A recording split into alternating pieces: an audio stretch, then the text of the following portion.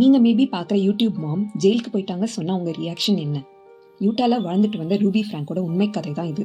இது ஒரு டிஸ்டர்பிங்கான கதை. ரூபி ஃப்ராங்க் ஒரு ஃபேமஸான யூடியூபர். அவங்க ஃபேமிலி vlogs போட ஆரம்பிச்சு அவங்க பீக்கில் ரிப்போர்ட்ஸ் படி $100,000 per month earn பண்ணியிருக்காங்க.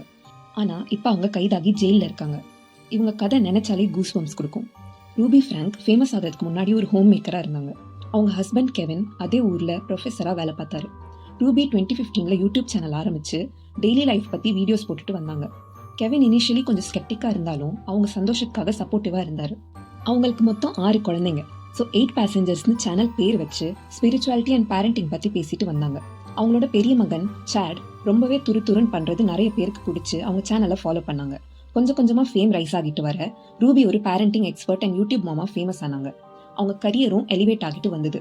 புது வீடு ஊருன்னு அவங்க லைஃப் ஸ்டைலே எலிவேட் ஆகிருச்சு. ஆனால் ரூபிக்கு இது எல்லாத்தையும் விட அவங்களோட ஐடியல் மாம் என்ற பட்டம் ரொம்ப பெருசாக தெரிஞ்சுது. கொஞ்சம் கொஞ்சமாக பசங்களுக்கும் வயசாகிட்டு வர டீனேஜராக வளர்ந்த சாட் போக போக வீடியோஸில் ஒழுங்காக இன்ட்ரெஸ்ட் காமிக்காமல் நடந்துக்க ஆரம்பித்தான். ரூபிக்கு ஒரே கவலையாக இருந்தது. ஸோ சாட்க்கு பனிஷ்மெண்ட்டாக ரூபி அவனுக்கு தனி ரூம் கிடையாது, பெட்டும் கிடையாதுன்னு சொல்லி பீன் பேக்கில் படுக்க வச்சாங்க. ஆனால் இந்த இன்ஃபர்மேஷன் அவங்க யூடியூப் ஃபாலோவர்ஸ்க்கு பிடிக்கல. பசங்களை கொடுமை பண்ணுறதா கான்ட்ரவர்சி உருவாச்சு. இந்த நேரத்தில் அவங்க ஜோடி ஹில்டபிராண்ட் என்ற இன்னொரு பிரபலமான யூடியூப் தெரபிஸ்டோட வீடியோஸ் பார்க்க ஆரம்பிச்சாங்க. இவங்களை தெரபிஸ்ட் விட ஒரு கல்ட் கண்ட்ரோலராக தான் நிறைய பேர் ஐடென்டிஃபை பண்ணுறாங்க. ரூபி அவங்கள காண்டாக்ட் பண்ணி சாட்க்கு கவுன்சிலிங் கொடுக்க ஆரம்பிச்சாங்க. ஒரு அளவுக்கு மேலே சொல்கிற பேச்சு கேட்கலன்னா ஜோடியோட சேர்ந்து ஒரு கேம்ப் பார்த்துருக்கேன், அங்கே அனுப்புறது தான் கடைசி வழின்னு சொன்னதுக்கு அப்புறம் சாட் கொஞ்சம் கொஞ்சமாக மாறிட்டே வந்தான். எந்த பிரச்சனையும் உருவாக்காமல் அமைதியாகவும் ஆகிட்டான்.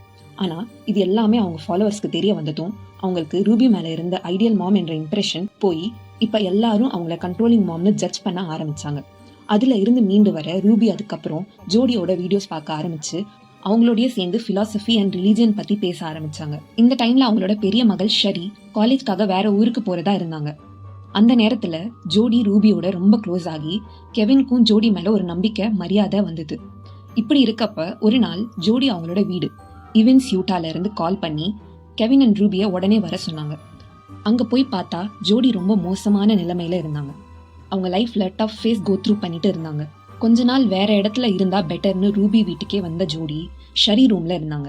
அடிக்கடி கத்திக்கிட்டு உளறிட்டு மைண்டே டிஸ்டர்ப்டா இருந்தாங்க. அப்போ ரூபி இதெல்லாம் பேட் ஸ்பிரிட்னால தான், ஜோடிக்கு என் உதவி தேவைன்னு அவங்களோட பிரைம் ரெஸ்பான்சிபிலிட்டி ஜோடின்னு ஃபேமிலியில இருந்து ஐசோலேட் ஆக ஆரம்பிச்சாங்க. அங்க இருந்தே 2 பேரும் கண்டென்ட் போட்டுட்டு வந்தாங்க. ஆனா யாருக்கும் இவங்க ஒரே வீட்டில் இருக்கிறது தெரியாது. இப்படி இருக்கப்போ ஜோடி அண்ட் ரூபியோட பாண்ட் அசைக்க முடியாத அளவுக்கு ஆச்சு. அப்போ ஒரு நாள் சாட் பண்ண ஒரு விஷயம் பிடிக்காம ரூபி ஜோடி இவ்வளோ சஃபர் பண்றதுக்கு காரணம் நீ பண்ற தப்பு அவங்கள அஃபெக்ட் பண்றதுனாலன்னு சாடை வீட்டை விட்டு போயிட சொன்னாங்க. இவென்ச்சுவலி பசங்களை நல்ல வழியில நடத்த போறேன்னு நம்பின ரூபி அந்த நாள் ஒரு அம்மா ஒரு மகனை விட ஒரு பிலீஃப் சிஸ்டமை எப்படி சூஸ் பண்ணாங்கன்னு தெரிஞ்சது. கெவின் இவங்களோட இருக்கிறது இவங்க மாரல்ஸ்க்கு ஹார்ம்ஃபுல்னு சொல்லி அவரையும் வீட்டை விட்டு போய் பசங்களையும் காண்டாக்ட் பண்ணாம இருங்கன்னு அனுப்பிட்டாங்க. அவரும் அவர் மேலதான் தப்பு இருக்குன்னு நம்பி என்ன நான் மாத்திக்கிறேன்னு சொல்லிட்டு போயிட்டாரு. இந்த டைம்ல தான் அவங்களோட பெரிய மகள் ஷரி அவங்களோட நெய்பரோட பேச ஆரம்பிச்சு க்ளோஸ் ஆனா. ஆனா இவங்க அப்பாவை ஒதுக்கி வச்சது ஏத்துக்காம அவரை காண்டாக்ட் பண்ணான். அவர் அதுக்கு பதிலா என்கிட்ட பேசாத, உங்க அம்மா சொல்ற பேச்சு கேளு, நான் என்ன சரி பண்ணிக்கணும்னு சொன்னது ஷரிக்கு ரொம்பவே முட்டாள்தனமா தெரிஞ்சது. இந்த விஷயம் தெரிஞ்சதும் ரூபி இனிமே அவங்க அப்பா கிட்ட பேசக்கூடாதுன்னு ஷரிட்ட சொல்ல ஷரி அதை மீற ரூபி ஷரியோட ஹெல்த் இன்சூரன்ஸ் பேங்கிங்னு எல்லாத்தையும் ஹோல்ட் பண்ணிட்டாங்க. ஷரியால இதை நம்பவே முடியல. உடனே ஷரி அவங்கள கான்ஃபிடென்ட் பண்ணாங்க. ஆனா ரூபி ஷரியை கட் பண்ணிட்டாங்க. கொஞ்சம் மாசம் கழிச்சு ஜோடி பேக் டு நார்மல் ஆகி அவங்க வீட்டுக்கு போனாங்க. அப்போ ஒரு நாள் ஷரிக்கு அவங்க நெய்பர் கால் பண்ணி இப்பெல்லாம் மீதி 4 பசங்களை பாக்குறதே கம்மி, பாக்குறப்பெல்லாம் ரொம்ப சோர்ந்து போய் இருக்காங்க, வீட்டை தாண்டி போறப்போலாம் ஜன்னல்ல இருந்து குழந்தைங்க வெளியே பார்த்துட்டு இருக்காங்க, ஆனா அடிக்கடி ரூபி அவங்கள தனியா விட்டுட்டு ஜோடி வீட்டுக்கு போயிட்டு வந்துட்டு இருக்காங்கன்னு சொன்னாங்க. ஷரிக்கு இதெல்லாம் சரியா படாம சைல்ட் சர்வீசஸை காண்டாக்ட் பண்ணாங்க. அவங்களுக்கு போதுமான எவிடன்ஸ் கிடைக்காததுனால கேஸ் ரொம்ப நாள் நிக்கல. ஆனா அதை இன்வெஸ்டிகேட் பண்ணவங்க இதுல ஆதாரம் இல்லைனாலும் ஏதோ சரியில்லைன்னு ஃபீல் பண்ணதை சொன்னாங்க. இதனால ஷரி மேல ரூபிக்கு கோவம். அவங்கள பெட்ரே பண்ணதுனால 2 பேரும் நல்ல டேர்ம்ஸ்ல இல்லாம போயிட்டாங்க.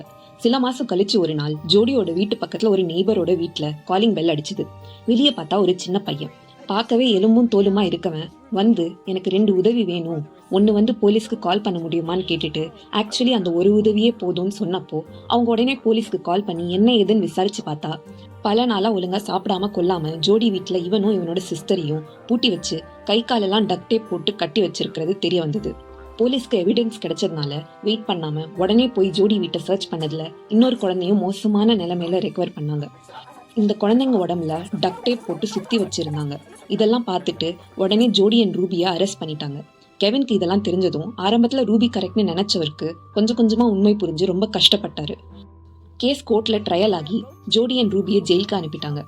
ஷரிக்கு மட்டும் அவங்க அம்மா மேல இருந்த கோவம் குறையல. சாட் அண்ட் கெவினுக்கு என்ன இருந்தாலும் அவங்களோட குடும்பம்னு ரூபி மேல அன்பு இருந்தது.